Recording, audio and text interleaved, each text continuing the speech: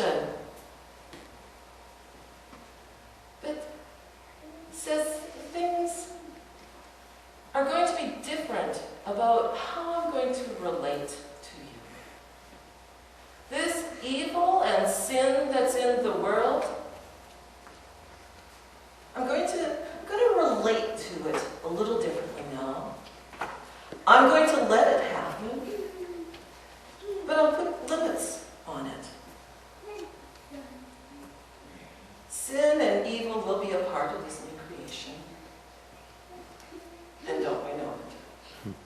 And don't we know it? God says a most incredible thing. I'm going to put a limit on myself. I'm never going to do this again. I am never going to cause a cataclysmic event again. I will not do that. Because you know what?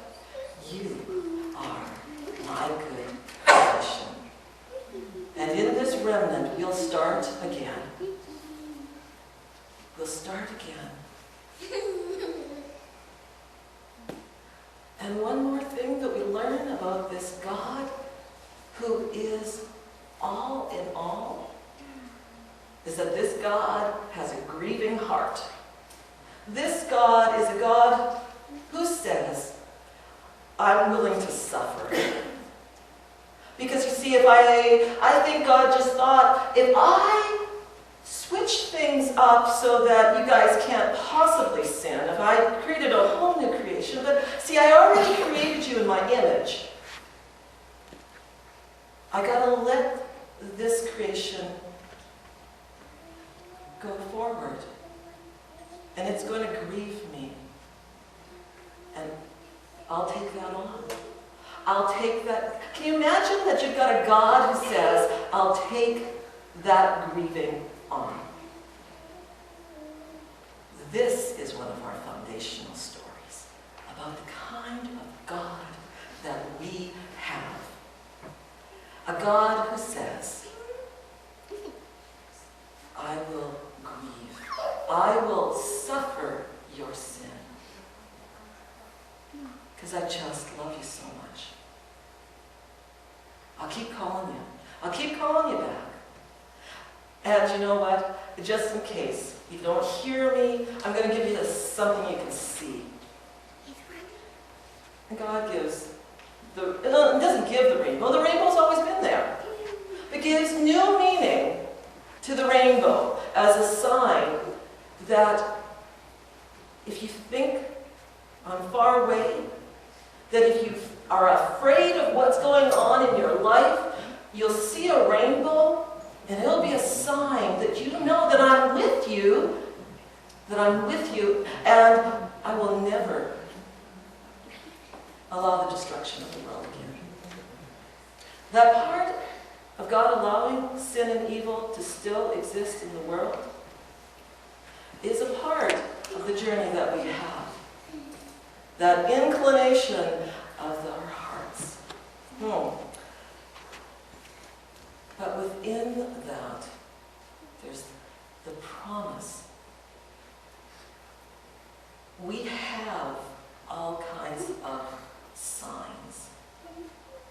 The scriptures give us signs. We know about Jesus and the sign of the cross.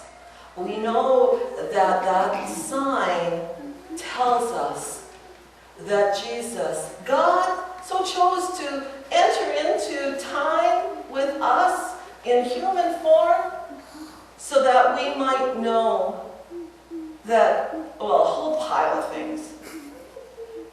That Jesus knows about sin and evil in the world. That Jesus knows firsthand about the power of love. That Jesus knows firsthand what suffering and the grieving heart of God is. Because that sign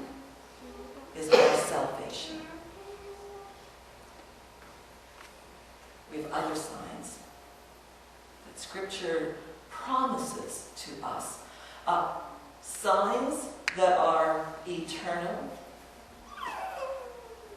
The water of baptism. Eternal promise. See, and these promises are these are promises from God to us. God doesn't ask anything of us. God didn't barter. It's not an if-then clause. If you do this, then I will do that. It isn't. The rainbow, it's all God talking. It's all God promising. The cross is Jesus doing all the talking, doing all the saving, doing all the restoration. The water baptism, that promise, right, is not just a symbol for us, it's a means of grace. It's our act of salvation, a promise that God claimed us, and God doesn't say, if, then, no. God says, you are mine. That's it. And today, in the bread and the wine, the body and blood, signs that say, you are forgiven, you are cleansed, you are nurtured, you are growing in godly health. And you guys and me, the church, not this building, the church is a sign, Jesus said. Build my church on this rock, this foundation. This is God's church. Signs of eternal, divine promises. This story, today, you can either get lost in a childhood fantasy of 2 by 2 by 2 by 2, and it's great how we teach the story. And you can get lost if you think that, and I've heard it, that this is just a story about genocide. And how could you possibly believe in a God who believes in genocide? Neither one is a full understanding of who God is. This God is God, not someone who we can tame, not a deity who we can control or appease. This is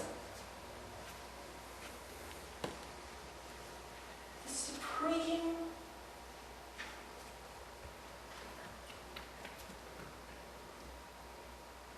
I haven't got words, because God is beyond us capturing.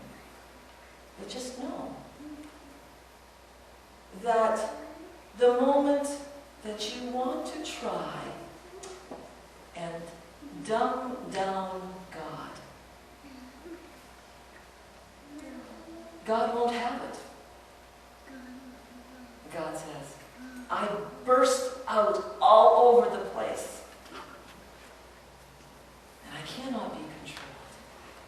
But my love for you is so profound. Just one little pet peeve of mine that I just have to tell you. I am tired, I grow weary of folks who see natural disasters and human disasters and epidemics and wars, stop smiling, Richard, you know where I'm going with this, as